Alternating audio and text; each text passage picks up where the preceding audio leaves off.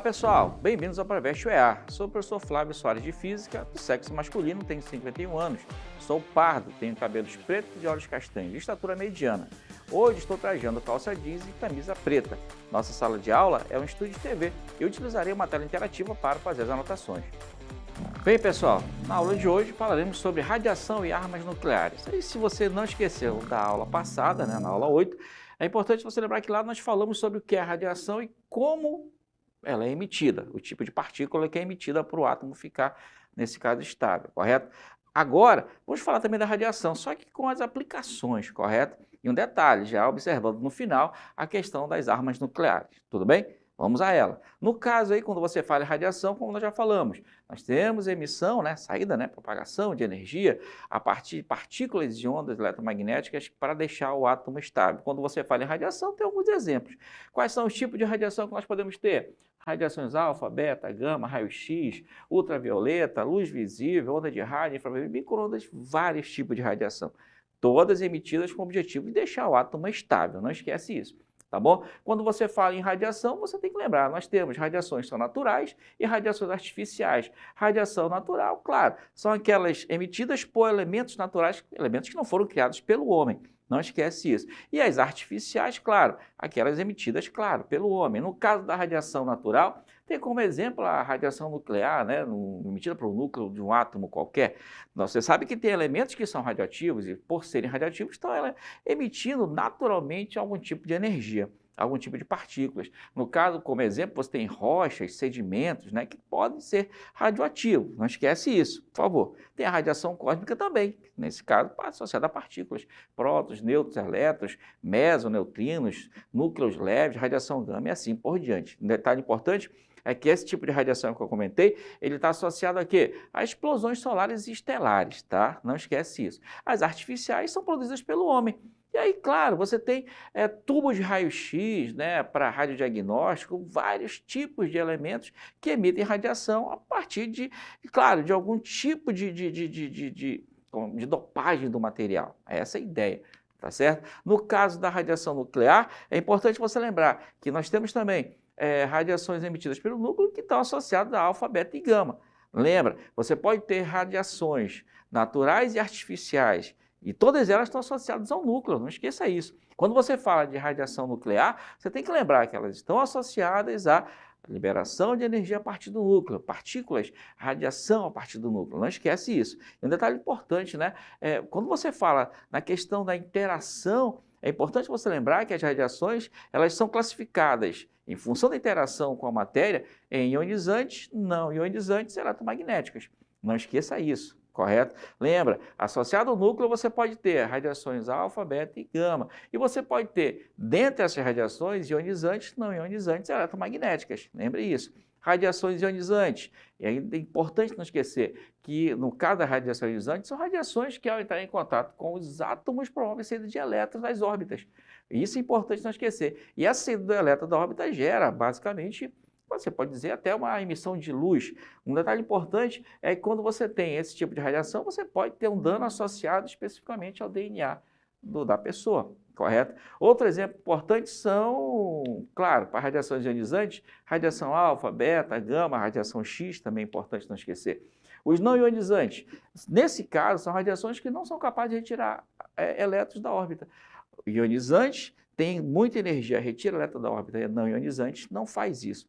Tá? Quando você fala em radiação ionizante, você está falando em emissão de luz. Não ionizante, não. Isso é importante não esquecer, tá bom? Isso é importante também lembrar que eles não provocam modificação na estrutura das moléculas em função da baixa quantidade de energia. Olha exemplo de radiação não ionizante, infravermelho, micro-ondas, luz visível, ultravioleta, ondas de rádio. Todas elas têm uma frequência, é importante você lembrar, que essas frequências elas vão interagir com o corpo, mas não vão gerar efeitos catastróficos como as radiações ionizantes. Não esqueça isso, beleza?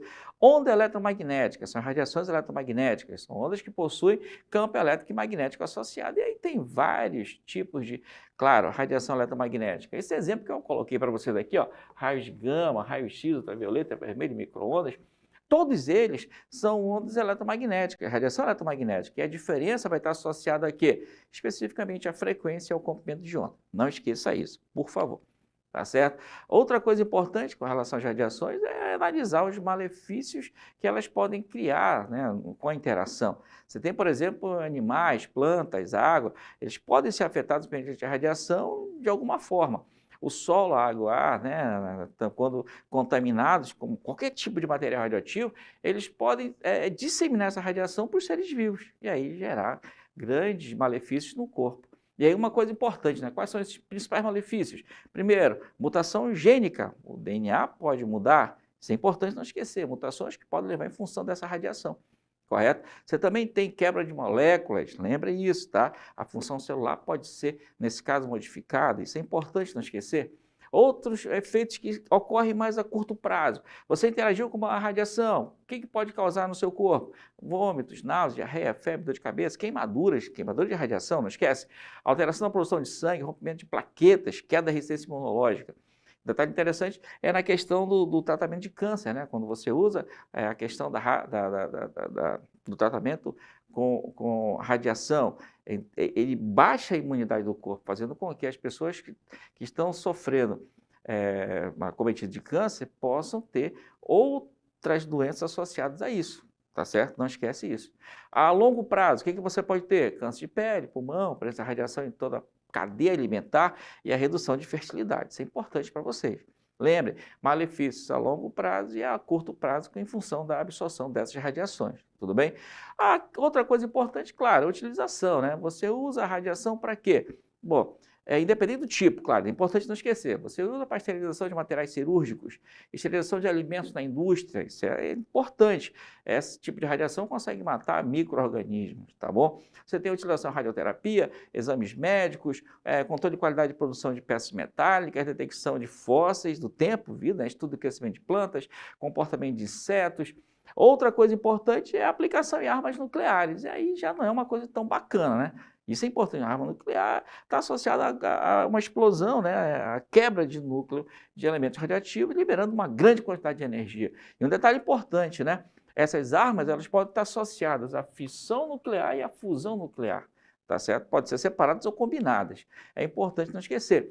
Uma coisa interessante é que ela foi criada especificamente na época da Segunda Guerra Mundial, correto? E foi, claro, lançada no Japão para mostrar o poderio, né, que os americanos tinham em relação ao controle dessa tecnologia, tá bom? Uma coisa importante para vocês, e quando você fala em armas nucleares, você tem grande quantidade de energia liberada, correto? Hiroshima e Nagasaki são os pontos cruciais para a liberação dessas bombas, correto? E um detalhe, são bombas de fissão nuclear, tudo bem? Quando você fala nessa questão da bomba, também tem que lembrar que você pode usar bombas de hidrogênio ou bombas termonucleares, né, destruição nuclear, que são catastróficas.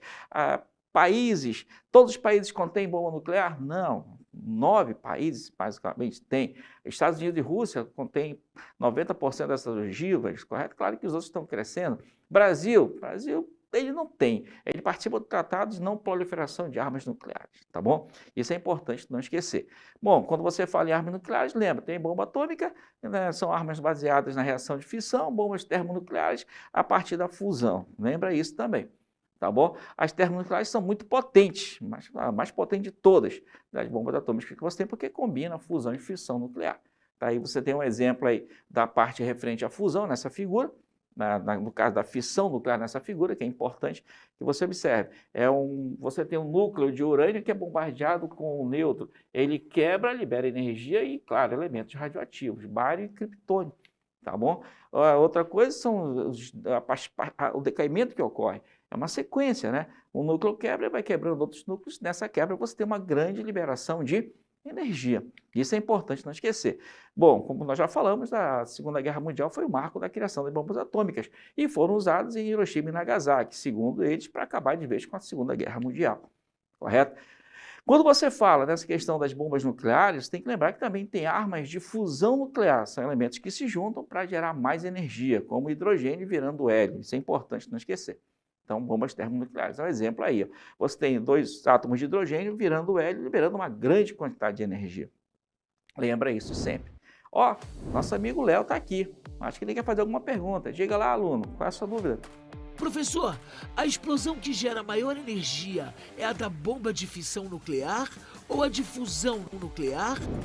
Boa pergunta, Léo. Como nós vimos, a maior quantidade de energia liberada é associada à bomba de fusão nuclear. Sempre na fusão você tem uma grande quantidade de energia liberada, tá certo? É importante lembrar, fusão libera mais energia do que a fissão.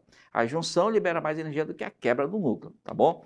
Lembre isso sempre, tá certo? Quando você fala nessa questão das ogivas, é importante esse gráfico mostrando quais são os países que têm bomba atômica, correto? Isso é importante, a quantidade também, tudo bem?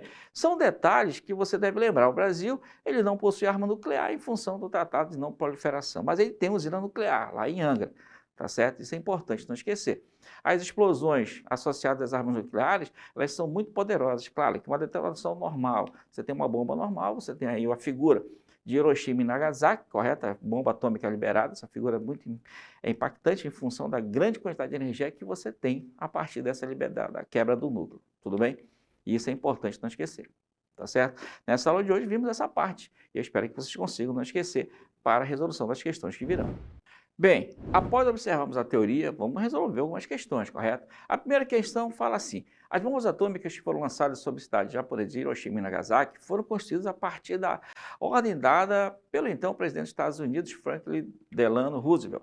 O projeto de construção das bombas atômicas ficou conhecido como Projeto Pearl Harbor, Projeto Potsdam, Projeto Roosevelt, Projeto Manhattan, Projeto Einstein. Das alternativas, qual que você tem que marcar?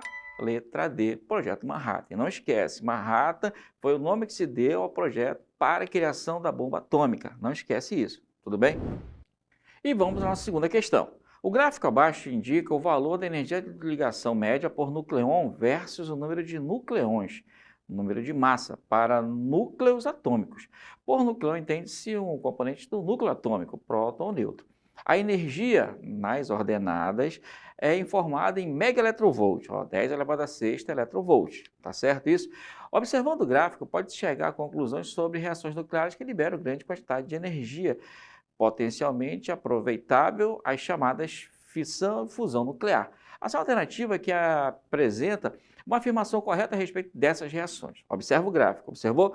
Se você olhar o gráfico, à esquerda você tem uma grande quantidade de energia liberada, uma pequena porção de nucleões, observa isso.